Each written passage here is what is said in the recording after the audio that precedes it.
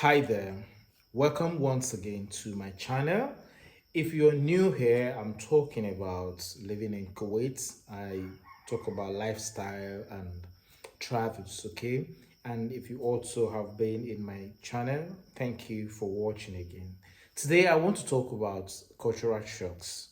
Yeah, cultural shocks. I'm excited to share this topic actually because moving to Kuwait was exciting for me. It was so lovely. I had lots of surprises, lots of cultural differences that I didn't know it was like that. And some also I had a little idea because I did a little research before I traveled. It's important you do research about a place that you're going to before you go there. So I did that. I had a little understanding of how things might be, but yeah, but getting here was different from what I had studied. So I just want to share a little bit some cultural shocks that I experienced while in Kuwait.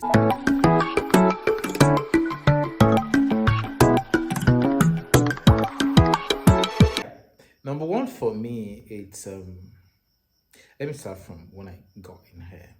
All right, so when I got to Kuwait around 3 a.m.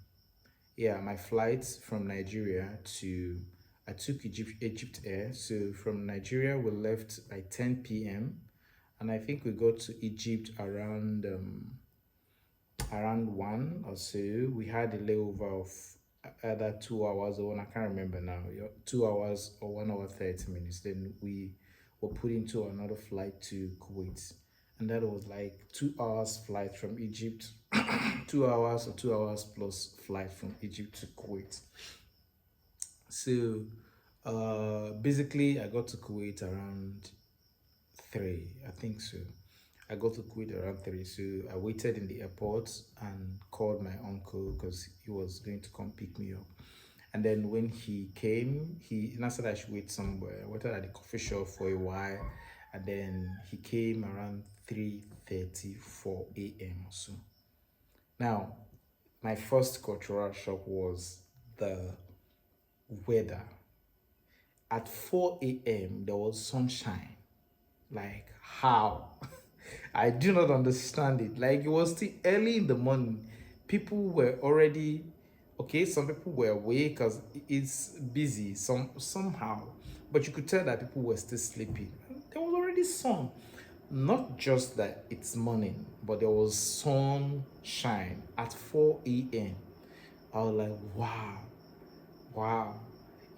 So that difference in from Nigeria where I come from, we have daybreak, like morning time from 6 a.m. You see that everywhere is bright. 7, it's still bright. Sometimes around 8, you see sun coming out. All right. So for me to see not just a brighter day at 4 a.m., but sun, that was first cultural shock for me. So yeah, we went through then to my apartment. Then I was living. It took me to Mabala. That's where I stayed. So I stayed in Mabala for some times there. So that's number one for me. And then I noticed um every morning at 3 a.m., 4 a.m. There's already sunshine. I look through my window. Maybe when I just woke up, just look through my window and I'm seeing sun at 3:30, 4 a.m. Yeah, this was around April, yeah, because I got to Kuwait. No, around May. Yeah, May. So it we're approaching summer, or it was already getting into summer then. All right. And yeah, so that's number one for me. Number two for me also was the heat. Now, remember I said some I already know, but it wasn't as like if I told you now that it's really, really hot in Kuwait, but when you come and experience it, becomes a different thing. So yeah, number two was the heat. The weather was out of it. So at early morning, I had watched videos that Kuwait is very hot, but I didn't think that at 3 a.m. if I all through the day, both night and morning time, that is hot, you know, even when there is darkness, even when there is night. In Nigeria, in the daytime when there is sun, everywhere is hot, so we know that. But then when there's evening, the sun sets. All right, the sun sets, then you don't have hot weather again. It becomes cooler, and it gets cooler as you progress into the night, except during early stages of rainy season when you're having water evaporation, process that makes the weather hot. And it's not like hot, it's just heat everywhere. But this one, the weather is hot, like there was sun up there. It's hot even in the middle of the night, even 12 midnight, it was hot. Early morning, it was hot. All round, they were like, you can't run away from heat except when you get into an enclosure where you have AC. But then every place was just hot. There was hot air. There was hot air. There was hot everything. You walk along the street, it was hot. The sun is up, it was hot. There was no difference when there was sun and when there's no sun. Ah, I was, that was another shock for me. That was another shock for me. So I experienced that. I was like, okay, this is why they say Kuwait is hot. So you will experience that when you move in early. You're going to see that there's going to be hot air that will welcome you to Kuwait. Anyways, depending on the time that you're coming in. If you're coming in during um, winter, from October, November, December, January, February, March, part of April, then you won't experience this as I'm saying. But if you come in from May, June, July, August, September, October, you will experience this hot air. We welcome you to Kuwait. All right. So another part that I want to also, the ones I begin to notice was gender separation in public places. In fact, like all through Kuwait, is I come from a place where men and women shake hand, hug in public. You don't have to even date someone. You could just see a friend and you hug or shake hands, play around. We play, run around, female, male, like that. Sit together, you know. But when I come here, I notice that there is a distinct separation between men and women in public. Where men go, sometimes women don't go there. You could pass each other, but you don't touch hands, you don't. Nah, that was cultural shock to me. I'll tell you one thing that happened. First time I was in a bus, so I entered in the buses. I didn't know that the women sit separate from men in the bus. So you can't share seats. In the buses you have two seats like that. And if a lady is sitting here, you can't sit close to the lady. Maybe except your friend or your fiance, maybe someone, two of you come together, but to just see a woman and go share seats, you don't do that. I didn't know that. So now I walked into the bus and I sat close to this lady. I think she's from, I don't know where she's from. Either she's from Egypt or she's from Philippines,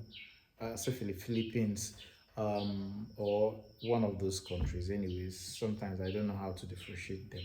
So, but I was sitting close to her, and then she was like, "No, no, no, no. I should just." She was doing hand like this, like no, like as if I was irritating her. So that got me pissed off, right? So I'm talking, yeah. In my mind, I thought, is this racism at play here? Oh, is it what it is? So I'm like, oh yeah. Okay, okay. Then I'm looking at her like, what? She was like, I said, I just looked at her, I threw my face away and you know, I boned her like, hey, if you don't want to sit there, that's for you. I'm sitting here. All right. And then she stood up from the seat and went to another seat since I didn't stand up. So I just looked at her, said, stupid in my mind. Sorry for those words. I like in my mind. So I sat down. It was later that I found out that I shouldn't have sat with her in the same chair because we're in public places. You can't sit with a lady in public place. So these are, part of cultural shocks that you're going to see. In banks, in some places where you go to, you may have to separate with them. Another thing is conservative dress code. You can't dress anyhow. You can't dress anyhow. Going out, as I've said that before, you have to dress modest as a lady. You can't expose your body. You can't wear skimpy dresses and walk around. They do sometimes, but it's not, you are not too free to do that. But sometimes you can, but not skip, not like exposed dress like that. So the public frowns at it. And then there is no um, late night lifestyle or friendliness in Kuwait. One thing is, I stayed when I came in. Sometimes when I see people and I greet people, they don't answer you. I don't know why. It's difficult to make friends with people you don't know. Like back home in Nigeria, you could just see someone and say, "What's up?" And then he shakes your hand. You don't know each other, but say, "What's up? How far?" And you can even start conversation before you know it, you know yourself. You can see a lady and say, "Oh, fine girl, how you doing?" And say, she say, "Fine, good afternoon." You can start a conversation. You can make friends. You can go to a bar and sit and see people in the bar and then start a conversation with them.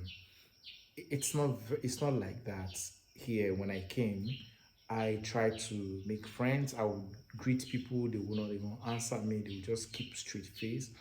And I'm like, I don't know what's going on. Sometimes I'll be like, hey, I'm greeting you, I'm greeting.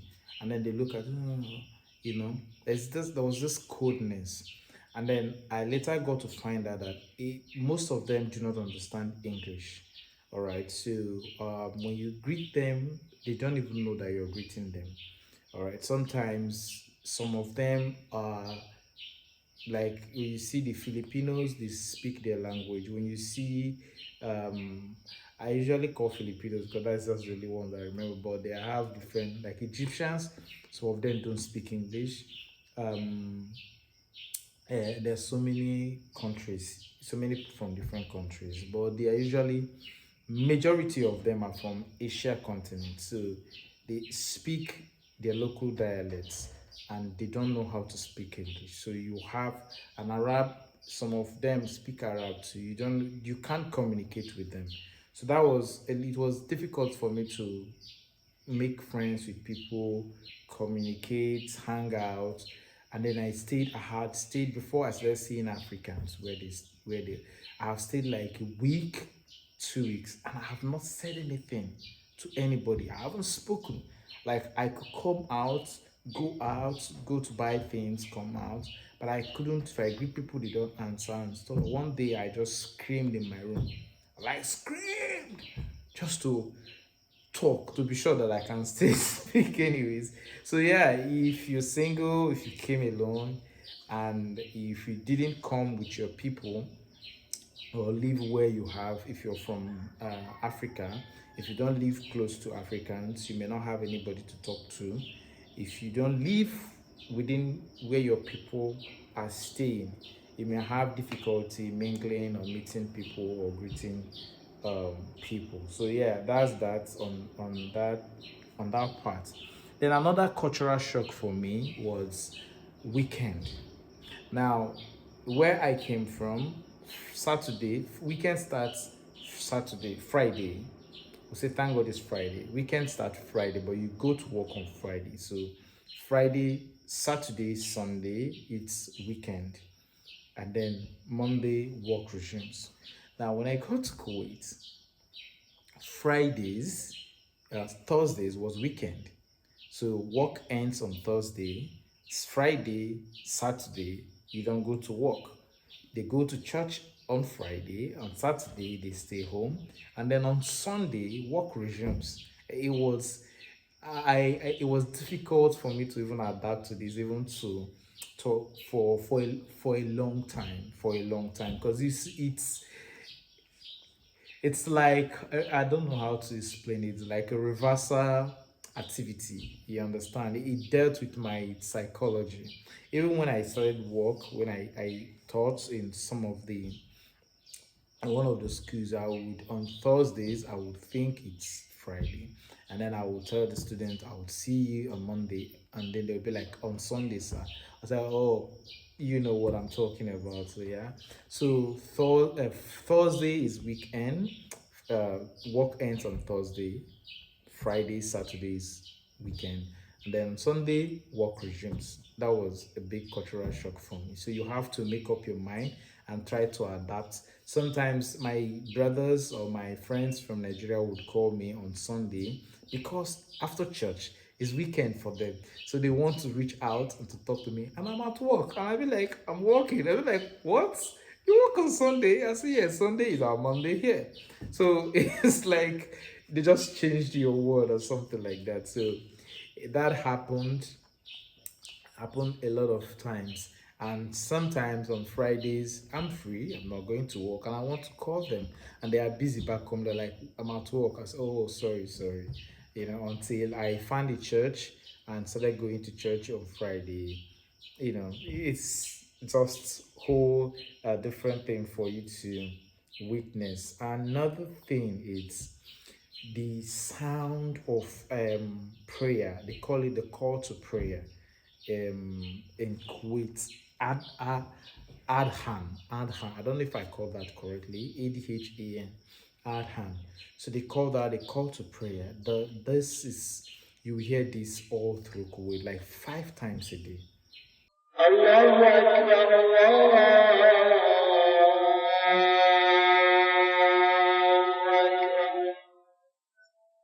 أشهد أن لا إله.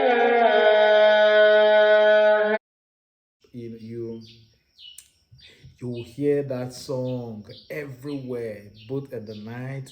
It's like every 12, I don't even know the times that it comes, but you will hear it. It rings in your bed, in your head. You will hear that call to prayer. It's like they put a speaker in the center of every town, every city. Like they just once it starts, it's all over the city. Like it's a call to prayer all over the city so everyone can get to prayer. So that was, I know we used to have horn speaker in some churches in Nigeria, but it's limited to certain area where that is, but not to the whole of, imagine where you are in Lagos in Nigeria, and then there's a central speaker that alerts the whole of Lagos for, I don't know, you get to see that, um what I'm saying. And then again, I've talked about no PDA, no public display of affection. So you can't hug people. If a lady, you can't hug a lady, you can't kiss. Even if it's your wife, you can hug in the public, you can't kiss, you can't do romance or those gesture you see in movies. When you watch American movies and you be like, you see them kiss outside, you see them play love. Nah, you can't do it here. So this, if you're coming to Kuwait and you're thinking, I'm moving to abroad, I'm moving to a western part of life where I can play love, express myself, no. You can't do that here. You can't hug in the public. You can't kiss in the public. You can't show all those PDA right here. No, they are conservative, and you have to respect the cultures of the country. You have to respect them with all that they do. There, another thing is they have Ramadan. They have strong respect to their religion and Ramadan. They don't play with it at all. They don't play with it here at all. You can do anything, you can say anything, but don't joke around with their Ramadan or religion. And during Ramadan, offices close, so they work, I think, half days. Some work half day, some don't even open, and there's fasting all through the country. all through the fast. If you're not a Muslim, even if you're not fasting with them, you will not eat in front of them. So you can't eat outside, you can't drink outside. You can do that in your closure, but you can't do it outside. So you have to respect them. That was I missed that the first year I came because Ramadan is usually before Easter. I think that was between March and April. So that had happened before I came, but I experienced that the next year, and we were all in the. You can't buy things to eat outside until the Ramadan period is over. Until 6, I think they close by 6. Yeah, I think they close by 6. So, but if you want to eat, you just go to, if you're not a Muslim, you want to eat. They fast. Basically, that's what Ramadan means. I think so. They fast. It's fasting for them. So because they are fasting, you can't eat where they can see you. So you have to go somewhere and and eat. All right. Another thing is they can they love hospitality. They love hospitality. When Kuwaitis, the Kuwait people are nice people. If you meet them, they know how to treat expats or strangers. And when they host you, they will really give you top-notch treatment, top-notch, like a royalty hospitality. And they give you food, they don't want you to say no. You have to. They love when you accept their gift, so they can gift you food and host you that if you have that opportunity with them. But they will really treat you very well, and sometimes they eat with their hands. They wash their hands and you know peel and eat like that. So that's that about them. When I started work, they hosted me, gave me food and stuff like that. It was really nice. Those ones, I enjoyed them. I enjoyed them very, very well. Then there's sometimes too they can be very, very uh blunt. They can be so blunt, like, and sometimes it comes off like arrogance or rude. So you can meet people because I don't know if it's because they don't understand your language or something. So the way they can talk to you, you can perceive it like they are being rude or like they are being aggressive or something like that. For when I came newly and I was trying to do my papers, running around for my papers, so I will go to their ministries and to places where I can do biometrics and So when I got there, I would be talking with trying to explain I'm looking for this office and stuff like that. And then they were not even talking to me. The way they were looking at me, sometimes I would talk, one would say it speak Arabic to me or just discharge me. Now I didn't understand why they were doing all of that. But sincerely, they could not understand me, they couldn't help me, and there was no it didn't show.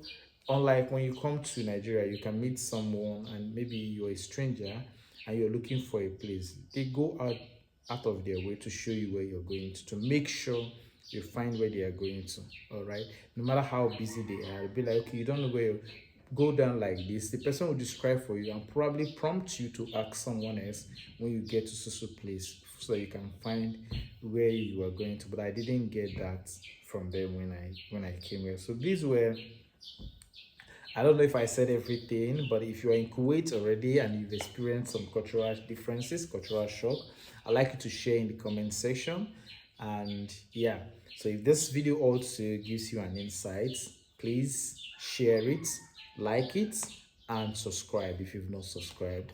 I will see you in my other videos. Thank you.